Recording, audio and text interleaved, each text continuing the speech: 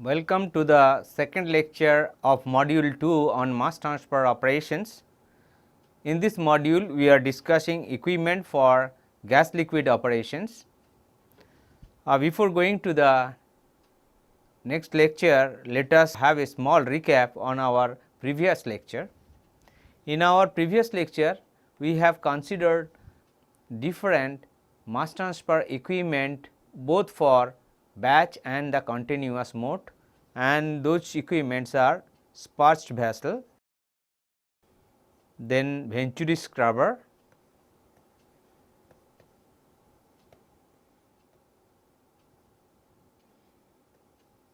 agitated vessels,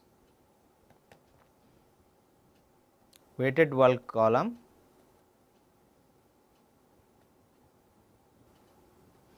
and we have also said the tray and packed column.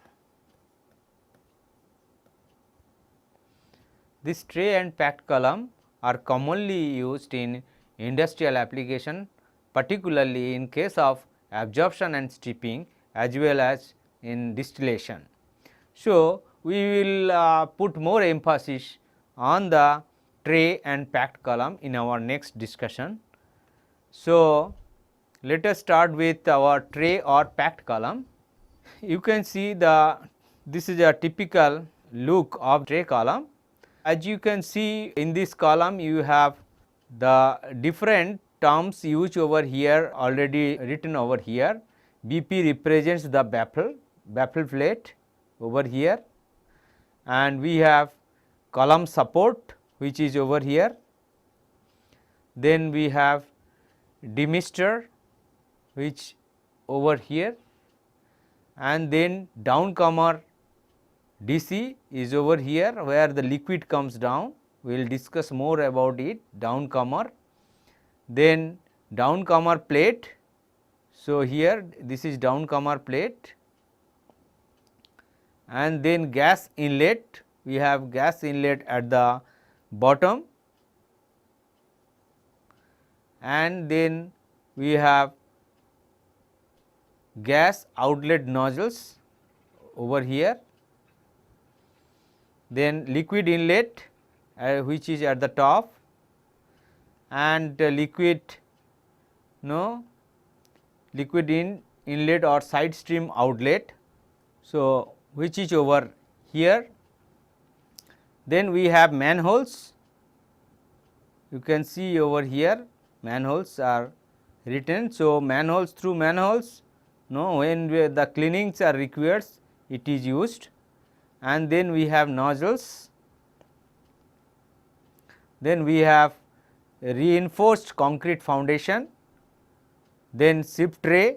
So, each tray has a perforation, and you can see the tray which is sieve like, you have learned in your mechanical operation course.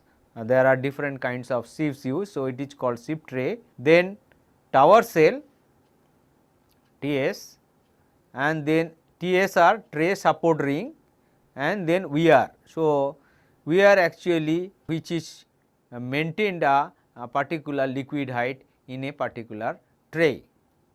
A tray tower primarily consists of a vertical cylindrical cell and a set of tower internals. This tower internals includes tray or plates on which the gas liquid contact occurs. So, for each plate or tray, the gas and liquid comes in intimate contact. Arrangement for flow of liquid from one tray to the lower one through the downcomer. So, through downcomer, the liquid which is from the inlet, it goes to the downcomer and it comes down to the next plate. Inlet and outlet nozzles for the two phases. Nozzles are provided for the two phases. The figure 1 which you can see over here schematically shows a few essential part of a sieve tray columns. In gas absorption application, the liquid enters at the top tray through a nozzle here. It flows across each tray and flows into the lower tray through a downcomer, as we have discussed before. the gas flows upward and vigorously bubbles through the liquid on a tray. So, through the perforation the gas goes up and then there is intimate contact in each tray between the gas and liquid. Then forms a turbulent gas liquid dispersion in which bubble breaks and coalescence occurs continuously. So, once there is a liquid pool on a particular tray and gas bubble through, there is a gas liquid dispersion occurs, bubble breaks and coalesces and then it forms continuously, that this is a continuous process. An average depth of the dispersion is maintained on a tray. So, for each tray we need to maintain a particular depth of the liquid. Mass transfer from the gas to the liquid phase or from the liquid to the gas phase occurs depending on the direction of the driving force. So, both way it is possible for absorption, the solute from the gas mixtures transfer from the gas phase to the liquid phase, whereas for stripping or desorption solute from the liquid phase transfer to the gas phase. For example, gas absorption, the solute get transported from the gas to the liquid phase and the reverse occurs in case of stripping. The gas then leaves the froth or the dispersion and enters the next upper tray.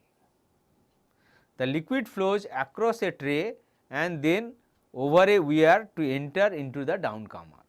The downcomer is a region near the wall separated by a downcomer plate, you can see over here downcomer plate, in which the bubble get disengaged from the liquid. In this way counter current and stage wise gas liquid contact takes place in the tower.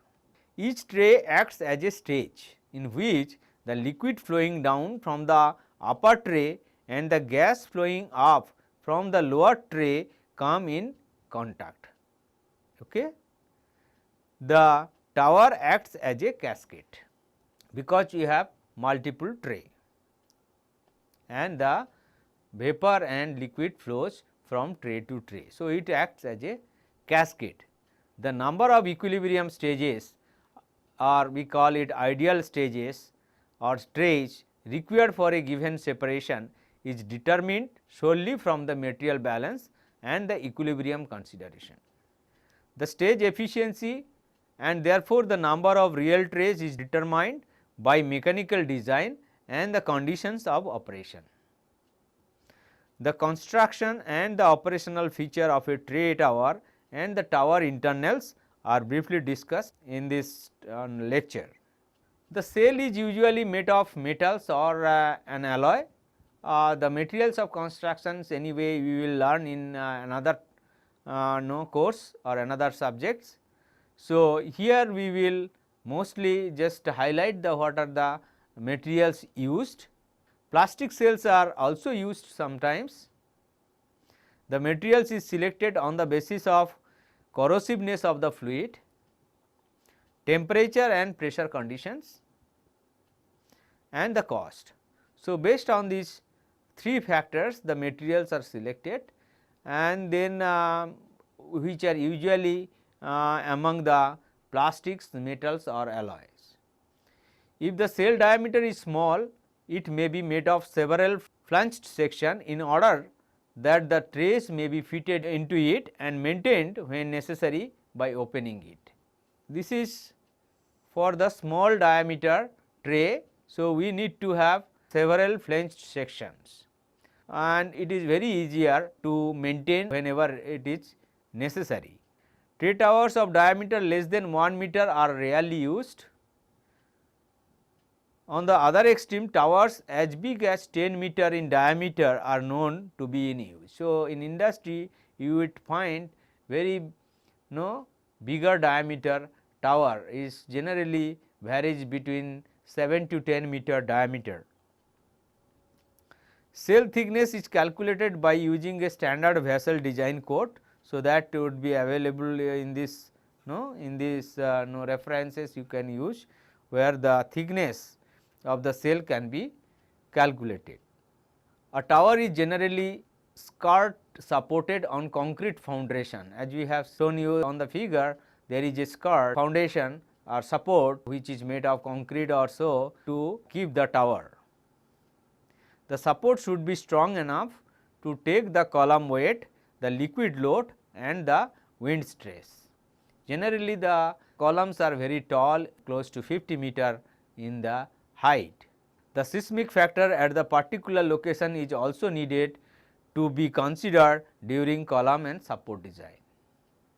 Since the bending moment due to wind load is maximum at the tower bottom, it is a common practice to use different wall thickness for different sections of the cell. So, depending on the bending moment or due to the wind load and several other aspects, the thickness of the sections or of the wall of the tower may be different.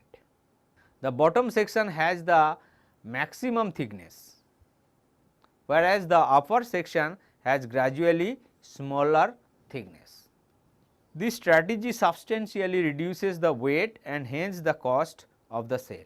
So, these are very much required. Instead of making the uniform thickness throughout, it is better to design as per the requirement or may be made accordingly. Trays are also called plate. So, either we can call it tray columns or plate columns. There are quite a few types of trays in use. Major function of tray is basically it allows the gas to flow through the holes or passages. So, the tray will allow the gas to pass through the holes on the tray. The gas vigorously bubbles through the liquid to form a gas liquid dispersion.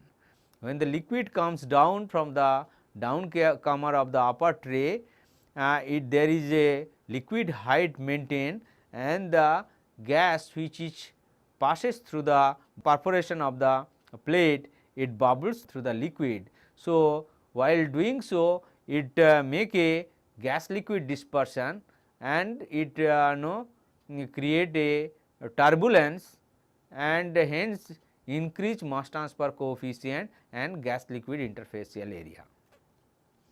So, the tray holds the dispersion on it. So, these are the major functions of a tray. The tray separates the column into a number of compartments, each of which constitutes a stage. So, that is why we call stage wise contact. So, what happens? Mass transfer between the phases occur on a tray. Therefore, the trays as a whole constitute the heart of a column. The performance of a column depends upon the performance of the trays.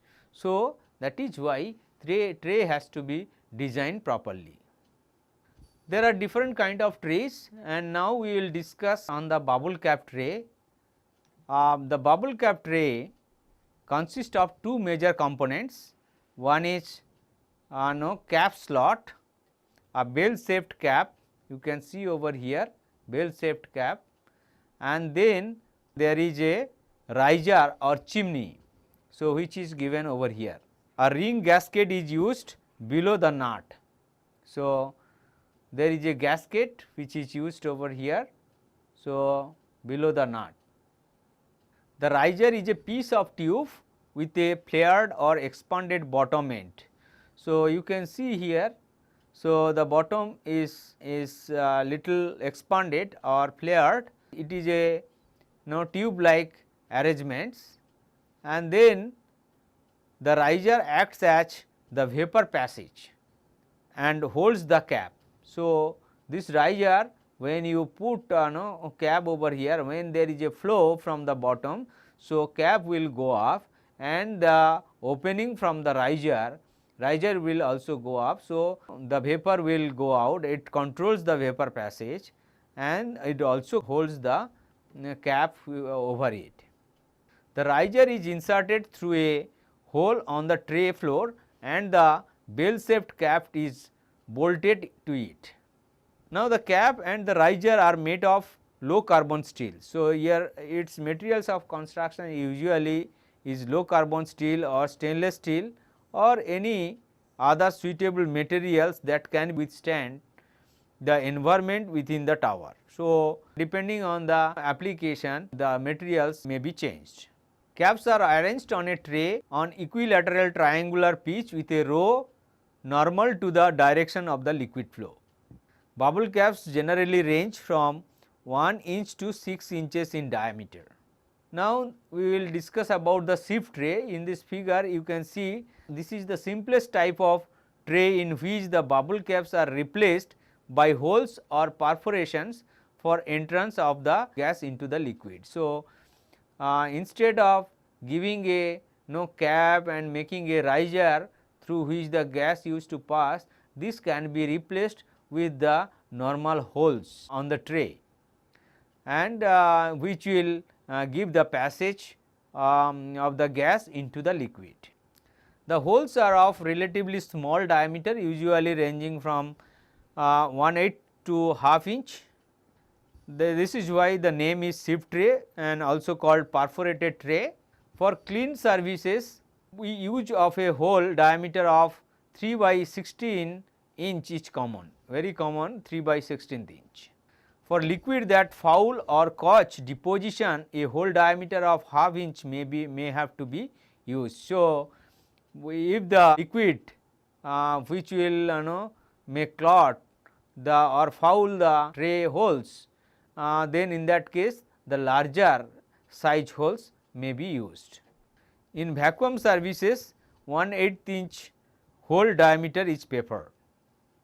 The role of a small holes: enhance tray capacity, reduce entrainment, it also reduce weeping. We will discuss all this entrainment and weeping phenomena, how it happens based on the gas liquid flows. Promote froth regime operation and also exhibit better mass transfer characteristics. So, if the holes are small, it helps in this manner. Now, we will discuss the valve tray. The valve tray is a relatively new class of tray that provides variable area for the gas and vapor flow depending upon the flow rate or throughput. You can see over here there is a normal vapor which is coming to this, and then you have a tray, then there is a particular height of liquid it maintains. When vapor flow rate is low, opening is less; when vapor flow rate is more, opening is more. This is why it is called a valve tray. A valve tray is proprietary tray, and a common valve tray has sufficiently large punched holes on the tray floor, each fitted with a movable disc, generally circular disc. A disc has guides that can slide vertically up or down along the thickness of the tray floors. The opening for the gas liquid changes in this way, but the disc is always held in the same vertical line. As the gas flow increases, the disc automatically rises. It settles down at low vapor rate at to prevent weeping. Weeping means the liquid drops which will flow very slowly through the perforation. So, that this will prevent the weeping. The guides or retaining legs are bent at the end so that the disc does not pop up or gets detached even it at a very larger vapor flow rate. The trays do not easily acquire deposits from dirty liquids, polymers or other solids because of the up and down motion of the discs and guides. So, this helps in this design, and also you can have large number of perforations, and also it take care different low and high viscous liquids. Valves units are therefore self cleaning, and the valve tray is a good choice for highly fouling services. So, if some materials will fouls on the perforations, this type of valve tray is generally preferred. In addition, they offer lower pressure drop than the bubble cap type, and generally they are cheaper than the bubble cap. There are few problems in case of sieve tray we usually encounter. So, which is also happens not only valve tray, but there are also for different sieve trays as well. Mechanical wear and corrosion because of continuous movement of the valve legs, and sticking of the disc on the tray if there is a sticky deposition on the tray. So, sometimes because of this there is a sticking of the disc, it may malfunction the valve tray. In a common valve tray layout, 12 to 16 valves per square feet of tray area are accommodated, and because of high flexibility, high turn down ratio and relatively low cost, valve trays are now widely used for gas absorption and distillation. So, this kind of trays are widely used. Now, we will discuss now downcomer and weir. The downcomer is a passage through which the liquid flows down from one tray to the next. So, you can see the over here the gas is flowing through it, and there is a, so suppose this is a tray, perforated tray, and this is the downcomer. The desired depth of the gas liquid dispersion is maintained on a tray by using a weir in the form of vertical plate. So, this is the vertical plate which is put over here. So, and this height is properly maintained, so that or the required height is maintained in a based on the liquid depth we wanted to keep. The liquid along with some dispersed gas or vapor bubbles overflows the weir and enters the downcomer or the downspout. So, what happens when the liquid enter into a tray, it flows horizontally, and then you have a vertical movement of the gas through the perforations. So, while liquid flows through the downcomer, it takes some of the bubbles as well along with it, and it goes to the next tray. Disengagement of the gas as bubbles occurs in the upper region of the downcomer. So, there is a space which are maintained, we will come later the tray spacing, and then through the downcomer when the liquid flows down with the some gas molecules along with it, gas bubbles along with it, the upper part of the downcomer there is a disengagement of the bubbles occurs. In the lower region contains clear liquid that enters the enter the lower tray. The downcomer must provide sufficient residence time for gas liquid disengagement, so that the clear liquid will come to the next stage. The residence time is usually 3 to 5 seconds. However, for a foaming liquid considerably higher residence time is there. So, if there is a foaming for the vapor disengagement, we need to have a higher time residence time. Therefore, a larger downcomer volume has to be provided. So, for this is particularly for the foaming liquids. The clear liquid velocity in the downcomer normally ranges between 0.3 to 0.5 feet per second. This value may vary depending upon the liquid properties.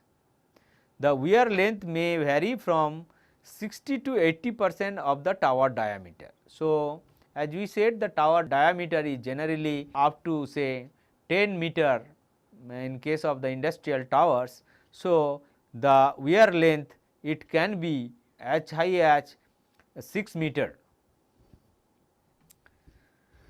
The downcomer area correspondingly varies from 5 to 15% of the tray area. A weir height of 1 to 2 inches is generally maintained. So, it provides the liquid level in a particular tray. Now, nozzles, a tower for contacting a liquid and a vapor or a gas should be provided with a few nozzles for feed entry both gas and liquid, and then entry of reflux at the top and the reboiler vapor returned to the bottom in a distillation column. So, and also for product withdrawal from the tower. So, for these places we need to have a nozzles at different locations.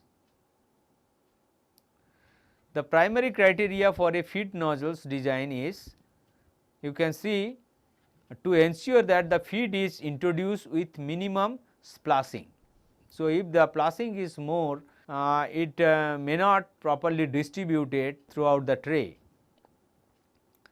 Jetting, the velocity of the liquid feed in the nozzle should not exceed 1 meter per second. The feed should be evenly distributed and mixed with internal liquid or vapor. Now, the velocity of the liquid and the characteristics of the liquid and vapor and the characteristics of the liquid, there is a formation of mist in general. Even under normal operating conditions, a little entrainment of liquid in the upflowing vapor may occur. So, we need to eliminate those vapor which is going through the as entrainment, and in order to prevent entrainment in the vapor leaving the top tray, a pad made of wire mesh or a pack suitably bent and spaced thin sheets is fitted above it. So, at the top before going out to the tower, there is a mesh which is wire mesh generally put, which actually eliminate the mist to going out. So, is known as mist eliminator. The droplets are retained after they strike the surface of the pad. Such a device is called mist eliminator or a demister. Now, we will discuss about the operational feature of a tray column. The flow phenomena on a tray with gas bubbling vigorously through the flowing liquid are pretty complex. So, it is like bubbling through the liquid. The phenomena is really, flow phenomena is really complex. The tray internals are selected and designed keeping in view the complexity of the flow and the problems that may arise out of it. So, hydraulic gradient and multi-pass trays are generally used. The difference between the clear liquid height at the point of inlet and outlet of a tray is called hydraulic gradient or the liquid gradient. It is the liquid head which is required for overcoming the resistance to liquid flow on a tray. So, the liquid has to overcome the resistance and then flow through the downcomer. So, there is a particular liquid head or hydraulic head maintained over it. You can see over here, there is a imaginary surface, and excessive liquid gradient causes severe malfunctioning of the tray. Most of the gas flows through the holes near the middle of the tray and at the outlet weir. Mostly it is through the perforation and sometimes through the weir hole also very small amount of gas flows. Only a small part flows through the holes at the liquid inlet side of the tray. Such maldistribution of the gas or the vapor severely reduces the tray efficiency. So, we need to have a very good tray efficiency. In extreme cases, liquid dumping or back trapping may occur through the end where the liquid enters the tray. Depending on the uneven distribution of the gas and vapor, it may severely affect the tray efficiency, and also sometimes the liquid dumping which may occur in the tray through the end where the liquid enters the tray. So, if this dumping occurs, the efficiency also reduces. Hydraulic gradient is also very important quantity to be checked during the tray design. It remains pretty small for a sieve tray, but for a bubble cap tray it may be significant because the bubble caps offer a larger resistance to liquid flow. So, if the resistance is much higher in case of bubble cap tray, so hydraulic gradient is also important over here. So, because that will severely affect the tower performance. Whipping and dumping. If a very small no fractions of the liquid flows from a tray to the lower one through perforation or opening of the tray deck, the phenomena is called whipping. So, that means the liquid usually has to flow through the downcomer. So, and liquid, the vapor flow or the gas flow should be maintained in such a way that there should not be any liquid fall from the perforation of the tray, and only the perforation will help the vapor to go up. But if there is small fractions of the liquid flows from a tray to the lower one through the perforation or the opening, the phenomena is known as whipping.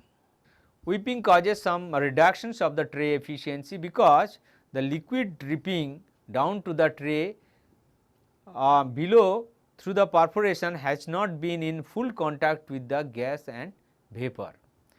So, the intimate contact due to the agitation of the liquid and vapor which happens in a particular tray because of hydraulic gradient it maintains, and if it falls down through the opening of the pores, what will happen, there will be the contact between the gas and liquid will not be so efficient.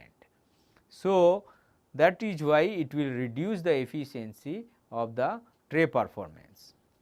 On the other hand, dumping is an extreme case of leakage. So, if the leakage or the liquid which is coming from the tray perforation is huge or extremes, then we call it dumping, and which if the vapor flow, it happens when there is a very low vapor flow rate and the vapor pressure drops across the tray is not sufficient to hold the liquid. In practice, a little bit of whipping may occur intermittently through the sieve tray because of the instantaneous pressure imbalance. If there is a pressure imbalance inside the column instantaneously, then intermittently there is a little bit of whipping which may occur usually in different plants or different columns. Now, entrainment. When a gas bubbles through the liquid pool vigorously, droplets of liquid are formed in the vapor space by quite a few mechanisms, including shearing action of the gas jet or rupture of the liquid film as a gas bubble burst. So, depending on the size of the droplet, its velocity of projection and the drag force acting on it. So, the above phenomena happens depending on this size of the droplet, its velocity of projection and the drag force acting on it.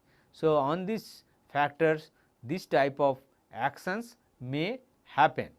If this happens, due to this, the gas velocity, the droplet may descend back into the liquid on the tray or may be carried into the tray above.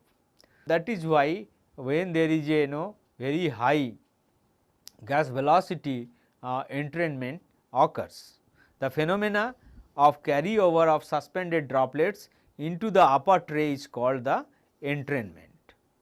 Now, we will discuss flooding. So, under normal operating condition, an average liquid depth is maintained on a tray. The flooding is an abnormal conditions of excessive accumulation of the liquid and simultaneous excessive pressure drop across the flooded tray. So, this happens when we have a very low gas velocity. If accumulation of liquid on a tray continues, a part or eventually the entire column may be filled with the liquid. Flooding of a tray or a column may occur because of one or more reasons. So, one of them is spray entrainment flooding. So, at a very low liquid rate, as we said, when you have a very low liquid rate, the spray height increases as the vapor velocity is increased. The spray may eventually reach the downside of the tray above, causing a substantial carryover of the liquid droplets and leading to the flooding of the tray and the column. So, spray entrainment flooding may also occur. And next is the froth entrainment flooding. So, if there is no excessive froth appears on a tray over a range of gas and liquid flow rates. So, depending upon the flow rate of the phases and the tray spacing, the froth may almost fill the entire space between the successive trays.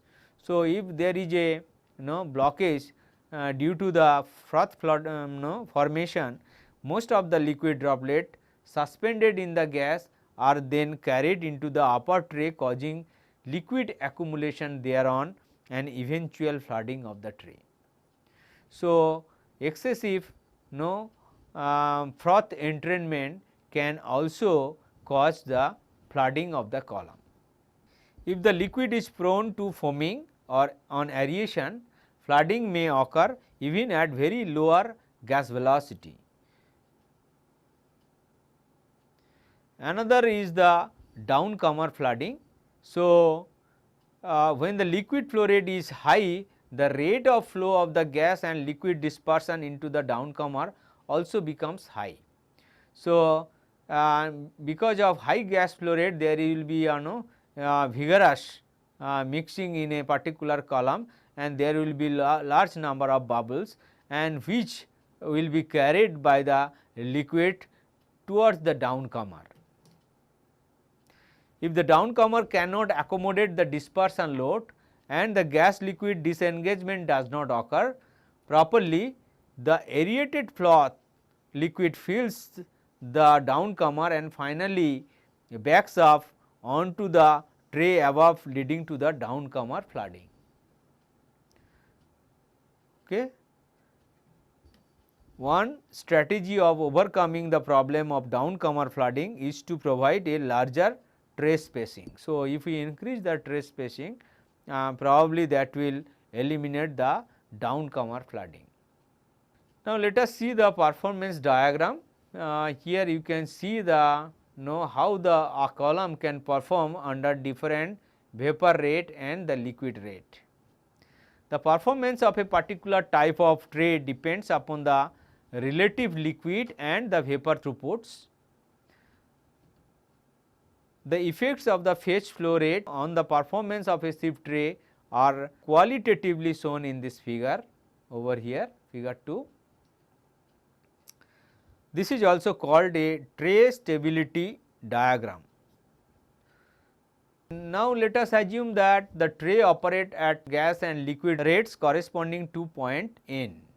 So, at this location in the region of normal operation. So, we call it normal operation in this figure, and if we keep on increasing the gas throughput at a constant liquid rate. So, let us keep the liquid rate constant over here, and we increase the gas flow rate or the vapor rate.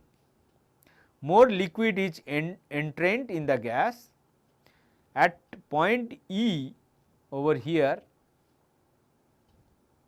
the gas rate is high enough to cause excessive entrainment. So, you will have excessive entrainment over here. Now, the tray efficiency falls to a unacceptable level at point F. The tray gets flooded and is inoperable. So, you can see entrainment flooding.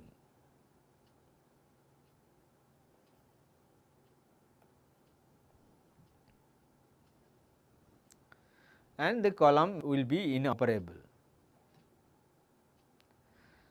The tray does not operate satisfactorily if the gas rate is kept on decreasing. Now, if we also decrease the gas rate, what happens? Let us see. At a gas rate corresponding to point W, over here.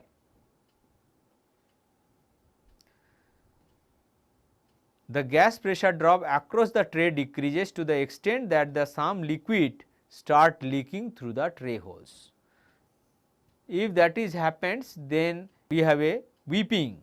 This weeping of the tray, as discussed before, will happen as the gas rate is further reduced to point L over here.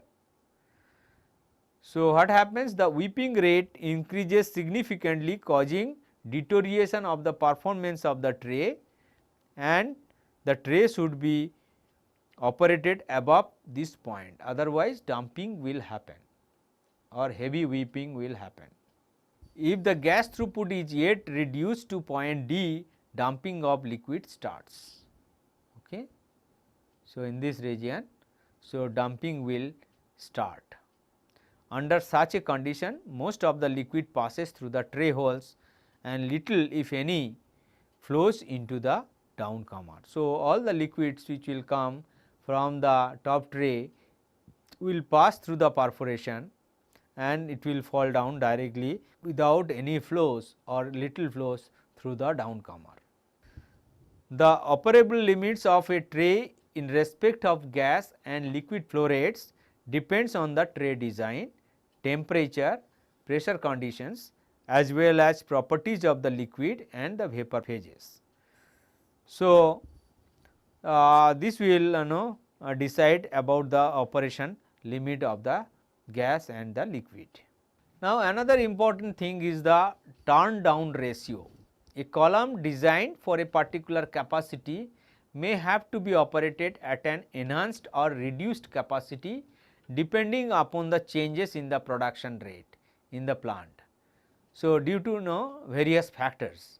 So, we need to have an operational flexibility for our design. It is therefore desirable that the trays have some degree of flexibility to operate over a range of throughput around the design capacity.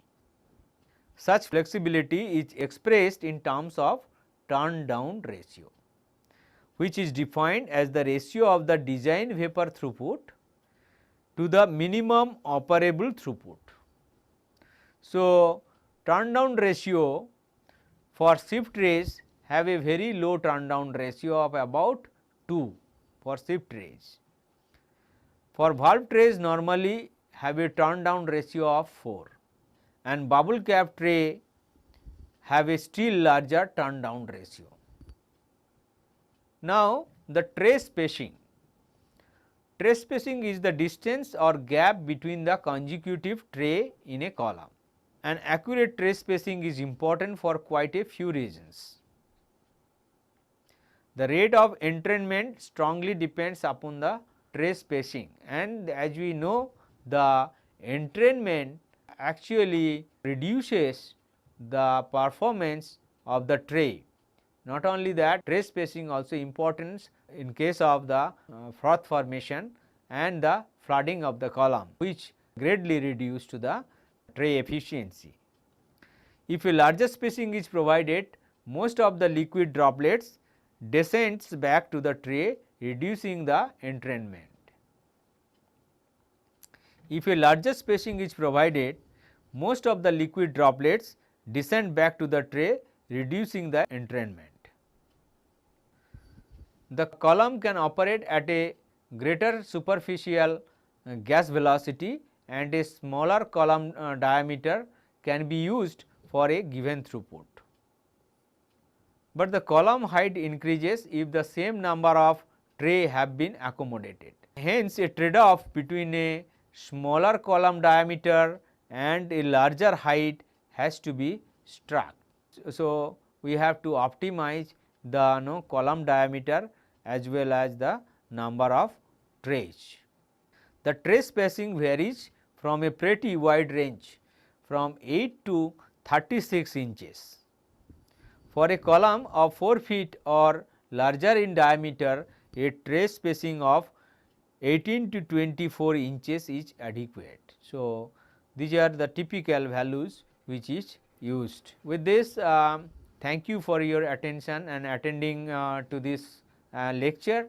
In the next lecture, we will discuss more about the design of the tray column, and we will try to solve some problems on this.